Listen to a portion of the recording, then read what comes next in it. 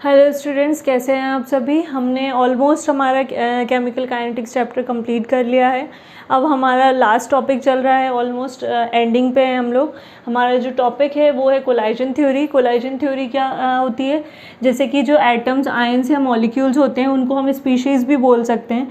जब ये आपस में क्या करते हैं, कोलाइड करते हैं, आपस में टकराते हैं, तब क्या होता है, केमिकल रिएक्शन होती है और हमारा क्या बनता है, प्रोडक्ट बनता है। कोलाइजन थ्योरी जो दी थी वो थी मैक्स विलियम लुइस ने दी थी और 1916 से 18 के बीच में लगभग दी थी। अच्छा, ये क्या होती है, कोलाइजन थ्योरी जो होती है वो बेस्ड होती है दो तरीके से।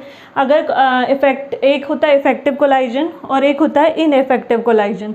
इफेक्टिव कोलाइजन में भी दो इम्पॉर्टेंट बैरियर रोल प्ले करते हैं। पहला है आपका एनर्जी बैरियर, दूसरा है ओरिएंटेशन बैरियर। एनर्जी बैरियर का मतलब क्या होगा, एनर्जी बैरियर का मतलब होता है जब भी दो मॉलिक्यूल आपस में रिएक्शन करेंगे, जैसे ये हाइड्रोजन है, ये हाइड्रोजन है, इनकी जो मिनिमम एनर्जी रहेगी, क्या रहेगी, मिनिमम एनर्जी रिएक्शन के पहले, ठीक है। ये आपस में क्या करेंगे, कोलाइड करेंगे, ठीक है। तो रिएक्शन के पहले जो इनकी मिनिमम एनर्जी रहेगी कोलाइजन करने के लिए, तो वो कहलाती है क्या, आपकी थ्रेशोल्ड एनर्जी। क्या कहलाती है, थ्रेशोल्ड एनर्जी, ठीक है। इसी के बेसिस पे ही क्या होता है, आइटम्स आपस में कोलाइड करते हैं और हमारा प्रोडक्ट बनता है। तो इसलिए एनर्जी बैरियर भी इम्पॉर्टेंट है। जब तक आइटम्स की एनर्जी नहीं होगी या आयंस की या मॉलिक्यूल्स की एनर्जी नहीं होगी, तब तक वो आपस में कोलाइड नहीं कर पाएंगे। इसके बाद आते हैं हमारा सेकंड क्या है, दूसरा है हमारा ओरिएंटेशन। ओरिएंटेशन का मतलब आप क्या बोल सकते हो एक तरीके से, कि किस डायरेक्शन में है, मतलब डायरेक्शन या शेप या स्ट्रक्चर आप बोल सकते हो। तो इसको हम एग्जांपल के थ्रू समझ लेते हैं। पहला एग्जांपल हम लेते हैं NO2 का। जैसे कि मैंने यहाँ पे बना रखा है ऑलरेडी, ये ऑक्सीजन है, नाइट्रोजन है, oxygen, nitrogen, oxygen, nitrogen, oxygen. हमने क्या किया है, इसमें जो ओरिएंटेशन है, अगर नाइट्रोजन की देखें तो कैसी है, सामने सामने है। एक और इसी में ही अगर मैं इसका डायग्राम ऐसा बना देती हूँ, यहाँ पे नाइट्रोजन, ये ऑक्सीजन, नाइट्रोजन, और इसमें मैं क्या करती हूँ, यहाँ पे ऑक्सीजन, यहाँ पे नाइट्रोजन, यहाँ पे ऑक्सीजन, ठीक है। अब क्या होगा, इसमें और इसमें दोनों में डिफरेंस देखिए कि जब नाइट्रोजन ओरिएंटेशन नाइट्रोजन की सामने सामने रहेगी, तो ये क्या करेंगे, आपस में रिएक्शन करना, मतलब बॉन्ड बनाना स्टार्ट कर देंगे। ये नाइट्रोजन आपस में क्या बनाएंगे, यहाँ पे बॉन्ड फॉर्मेशन होने लगेगा, ठीक है। बॉन्ड फॉर्मेशन होगा, साथ में क्या होगा, इसका कोलाइजन होगा। कोलाइजन होगा तो हमारा क्या होगा, प्रोडक्ट आसानी से बन जाएगा। और प्रोडक्ट कैसे बनेगा, प्रोडक्ट इस तरीके से बनेगा, दोनों आपस में एन बॉन्ड इस तरीके से बना के, ऑक्सीजन ऑक्सीजन, यहाँ ऑक्सीजन, ठीक है। तो ये आपका बन गया क्या, N2O4। तो जब ओरिएंटेशन सामने सामने रहेगा, किसका, मॉलिक्यूल्स का, सेम का, या जैसे भी जिसमें भी बॉन्ड बन रहा है पार्टिकल्स में, आइटम्स में या मॉलिक्यूल्स में, तो वो आसानी से प्रोडक्ट बना पाते हैं। वहीं अगर हम देखें कि क्या हो रहा है, यहाँ पे अगर आप देख रहे हो, ये NO2 है, ये भी NO2 है, ठीक है। दोनों में रिएक्शन हो रही है, लेकिन ओरिएंटेशन में क्या हो रहा है, डिफरेंस है। नाइट्रोजन के सामने क्या आ गया, आपका ऑक्सीजन, जिसके कारण क्या होगा, ना ही आपका बॉन्ड बनेगा, ना ही आपका कोलाइजन होगा, और ना ही आपका क्या होगा, प्रोडक्ट बन पाएगा। तो इसीलिए एनर्जी बैरियर और ओरिएंटेशन इंपॉर्टेंट रोल प्ले करते हैं हमारे। इसके बाद एक और अगर एग्जांपल मैं आपको देके बताऊं, तो जैसे कि हमने CH3 है Br, उसकी रिएक्शन अगर हमने OH नेगेटिव से करानी है, तो हमारा प्रोडक्ट क्या बनेगा। अगर CH3 Br को मैं ऐसे लिखती हूँ, CH3, ये H3 हो गया, ये Br नेगेटिव, OH नेगेटिव, ठीक है। तो बनाना क्या है, अगर ये नेगेटिव अगर आप देखोगे, तो ये क्या करेंगे, आपस में एक दूसरे से रिपेल करेंगे, क्योंकि नेगेटिव हमेशा पॉजिटिव से जुड़ता है। तो नेगेटिव रिपेल ईच अदर, तो क्या होगा, आपका प्रोडक्ट नहीं बन पाएगा।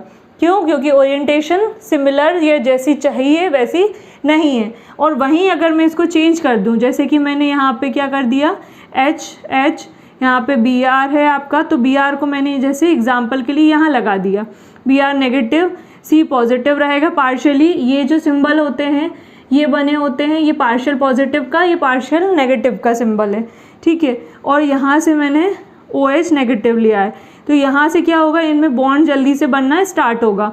बॉन्ड बनेगा तो क्या होगा आपका, एक साइड यहाँ पे OH जुड़ जाएगा, ये H हो जाएगा और साथ में Br आपका रिलीज हो जाएगा, तो इसके कारण आपका प्रोडक्ट सही बनेगा। तो इफ़ेक्टिव कोलाइजन में क्या होता है कि जब एनर्जी होती है, थ्रेशोल्ड एनर्जी का यूज़ होता है और ओरिएंटेशन बैरियर काम करते हैं, तो कोलाइजन सक्सेसफुल होता है और केमिकल रिएक्शन में प्रोडक्ट हमारा बन जाता है। अगर इनइफेक्टिव रहेगा, मतलब कोलाइजन में एनर्जी बैरियर नहीं है, अगर और एटम्स या मॉलिक्यूल्स की एनर्जी नहीं काम कर रही है, ओरिएंटेशन सही तरीके से नहीं है, तो इनइफेक्टिव कोलाइजन होगा, प्रोडक्ट आपका नहीं बनेगा। अब देखते हैं इसके बाद आर्नियस इक्वेशन। अब हम देखते हैं आर्नियस इक्वेशन।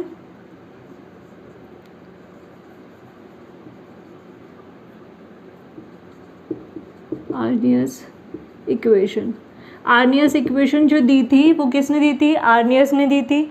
आर्नियस इक्वेशन जो थी वो बेस्ड किस पे थी आपकी, मतलब कि क्यों दी गई थी, इसका जो इम्पोर्टेंट था वो था मेन इसका पहला रेट कांस्टेंट, ठीक है, पहला था रेट कांस्टेंट और सेकंड था टेम्परेचर, ठीक है, टेम्परेचर पे ये बेस्ड थी। तो आर्नियस इक्वेशन जनरली लिखी कैसे जाती है, k is equals to small k होता है, इजिकल्स टू क्या रहता है, a कैपिटल रहता है, e स्मॉल नीचे थोड़ा सा लिखा जाता है a के बगल में, वो भी नेगेटिव, फिर e एक और बड़ा लिखा जाता है कैप्स में, जिसमें a स्मॉल उसी के पास लिखा जाता है स्लैश करके, या नीचे अपॉन में आप बोल सकते हो RT। This is called Arrhenius equation, ठीक है। आर्नियस इक्वेशन में जो a है, ये जो a है इसको बोला जाता है आर्नियस फैक्टर। क्या बोला जाता है, आर्नियस फैक्टर या फ्रीक्वेंसी भी बोला जाता है। E और A ये तो आपका कैपिटल A हो गया, यहाँ पे जो EA लिखा हुआ है ये A, इसको बोला जाता है एक्टिवेशन एनर्जी। क्या बोला जाता है, एक्टिवेशन एनर्जी। एक्टिवेशन एनर्जी क्या होती है, एक्टिवेशन एनर्जी वो होती है जो पार्टिकल्स को क्या करे, एक्टिवेट कर दे आपस में कोलाइड करने के लिए, मतलब रिएक्शन होने से पहले की जो होती है एनर्जी। अच्छा, थ्रेशोल्ड एनर्जी और एक्टिवेशन एनर्जी में क्या डिफरेंस है, अगर आप थ्रेशोल्ड एनर्जी में से काइनेटिक एनर्जी या एक्टिवेशन एनर्जी माइनस कर दोगे, या आप बोल सकते हो एक तरीके से कि थ्रेशोल्ड एनर्जी जो मिनिमम एनर्जी किसी भी एक पार्टिकल की है, ठीक है, खुद की एनर्जी, वो मिनिमम एनर्जी थ्रेशोल्ड एनर्जी कहलाएगी। और जब उसमें से आप क्या करोगे, kinetic energy of the particle या रिएक्टेंट की माइनस कर दोगे, तो आपकी क्या आ जाएगी, एक्टिवेशन एनर्जी आ जाएगी। मतलब कि एक्टिवेशन एनर्जी का मतलब होता है कि किसी भी पार्टिकल को एक्टिवेट करना, जस्ट इतना आप याद रखिए। अच्छा, एक्टिवेशन एनर्जी जो होती है, अगर जब वो ज़्यादा होती है, हाई होती है, ठीक है, तो क्या होती है, रिएक्शन स्लो होती है। ये याद रखिएगा, एक थोड़ा सा फिनोमिना है, दोनों इन्वर्सली प्रोपोर्शनल हैं एक दूसरे के। जब एक्टिवेशन एनर्जी हाई होगी तो रिएक्शन आपकी कैसी होगी, स्लो होगी, और जब एक्टिवेशन एनर्जी लो होगी तो रिएक्शन आपकी फास्ट होगी। ये दोनों एक इन्वर्सली प्रोपोर्शनल होते हैं। एक्टिवेशन एनर्जी का मतलब होता है रिएक्शन के पहले की एनर्जी जो एटम से मॉलिक्यूल्स की होती है एक्टिवेट करने के लिए। अगर आपको निकालना है तो इसको कैसे निकालोगे, एक्टिवेशन एनर्जी को, EA को निकालना है तो आप क्या करोगे, थ्रेशोल्ड एनर्जी को में से minus kinetic energy of reacting molecule, जितने भी रिएक्टिंग मॉलिक्यूल हैं उनकी काइनेटिक एनर्जी को क्या कर दोगे, या रिएक्टेंट भी बोल सकते हो, ठीक है, रिएक्टेंट की एनर्जी, काइनेटिक एनर्जी को माइनस कर दोगे तो आपको एक्टिवेशन एनर्जी मिल जाएगी, ठीक है। तो ये है आपकी क्या, आर्नियस इक्वेशन। यहाँ पे T जो है वो टेम्परेचर है एंड R जो है आपका वो गैस कांस्टेंट है, ठीक है। जनरली आर्नियस इक्वेशन के बारे में ज़्यादा कुछ नहीं पूछा जाता है, इक्वेशन पूछ लेते हैं कि आर्नियस इक्वेशन होती क्या है। इसको RT को आप यहाँ पे स्लैश करके भी लिख सकते हो, स्लैश RT, मैंने उसको अपॉन में लिख दिया है, वैसे लिखा ऐसे ही जाता है, इसके अलावा और कुछ नहीं आता है। इम्पॉर्टेंट आपका यही है, ऑब्जेक्टिव वाइज पूछ सकते हैं कि इसमें EA क्या रहता है, कैसे लिखा जाता है, threshold energy, kinetic energy minus करके निकाला जाता है। और एक्टिवेशन एनर्जी हमेशा याद रखिएगा, जब हाई होगी तो रिएक्शन आपकी स्लो होगी और जब लो होगी तो रिएक्शन आपकी फास्ट होगी। तो ये टोटल आपका एंडिंग था केमिकल काइनेटिक्स का चैप्टर का। अब इसके आगे हम देखेंगे चैप्टर 5 सरफेस केमिस्ट्री। तो इस चैप्टर में आपको जो भी चीज़ समझ में नहीं आई है प्लीज़ आप मुझे कमेंट सेक्शन में, डिस्क्रिप्शन बॉक्स में कमेंट करके बताएं। अकॉर्डिंगली फिर मैं आपसे कोऑर्डिनेट करूँगी। Thank you.